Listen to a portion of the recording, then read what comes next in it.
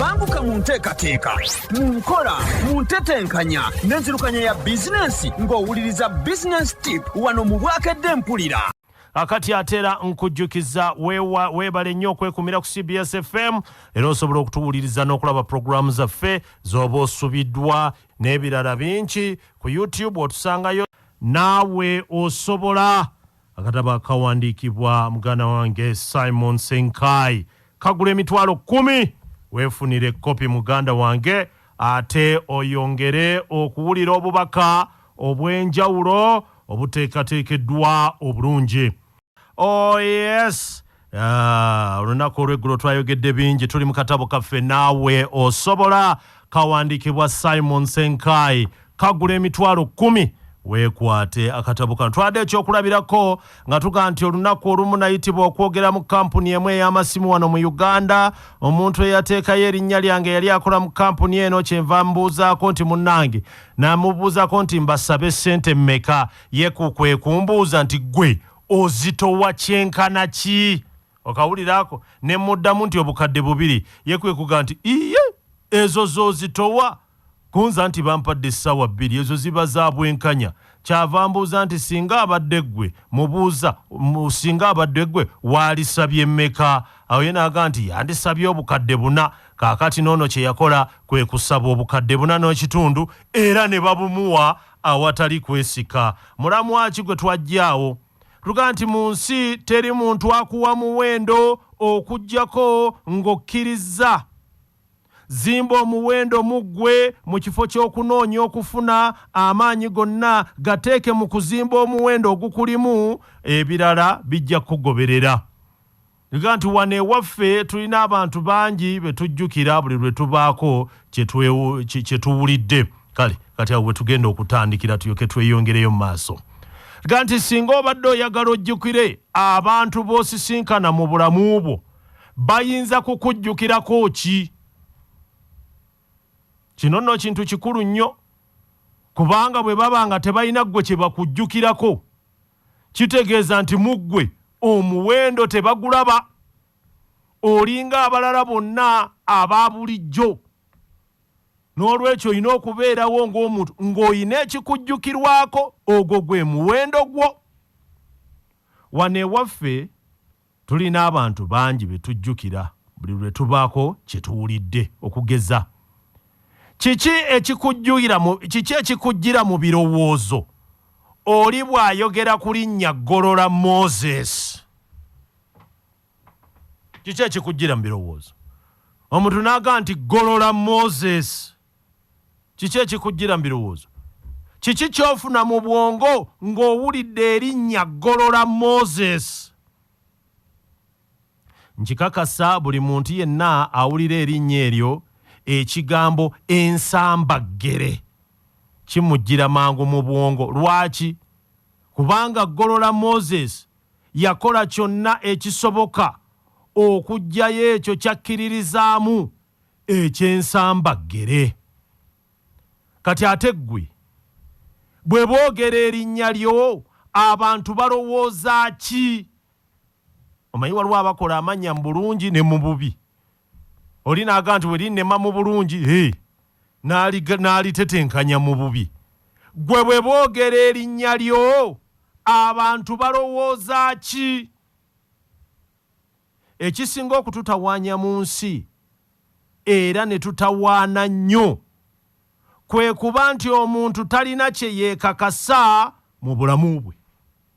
Ekyo kye kisinga okututawaanya. Omuntu talina kye yeekakasa mu bulamu bwe. Kiki kye tuyiga mu kino? Kola nnyo ozuuleyo ekintu kimu kyokka bwakiti. Kimu kyokka.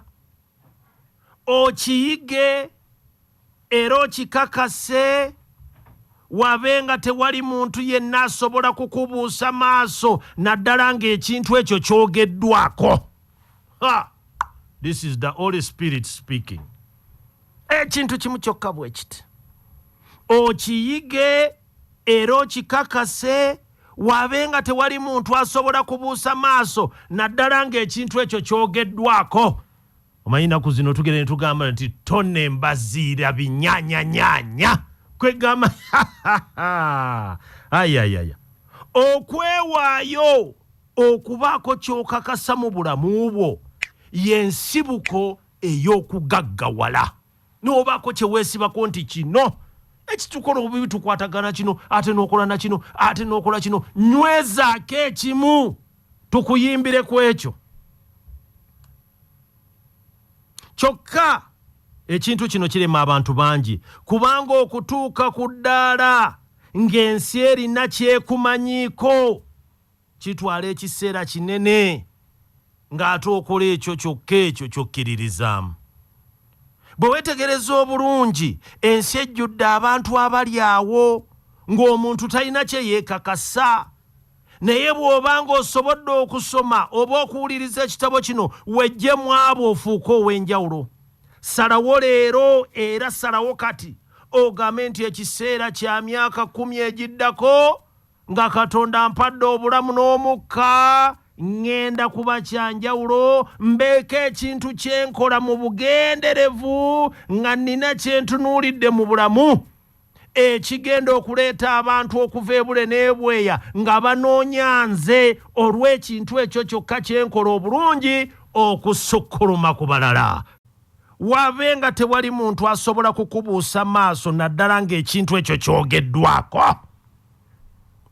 okiwulidde okwewaayo okubaako kyokakasa mu bulamu bwo yensibuko y'okugaggawala ng'oyina ekintu kye weesibye kuloga nti kino bwe boogera ku kino baba boogera ku nze kyokka ekirema abangi kubanga okutuuka ku ddaala ng'ensi eriko ekyekumanyiiko kitwala ekiseera kinene ng'okola ekyo kyokkiririzaamu awo bwe bitulemera tweyongereyo mu maaso lwagaye nti olumu mukama waffe yagamba nti nze mugaati ogw'obulamu teri ajja gye ndi n'asigala nga muyala nze mazzi ag'obulamu teri anywa ku nze n'asigala nga muyonta ebintu bino bw'obisoma olaba nga yali alaga omuwendo gwe kino kyaleetera abantu bangi nnyo okumugoberera okusobola okunywa ku luzzi olw'obulamu bawone ennyonta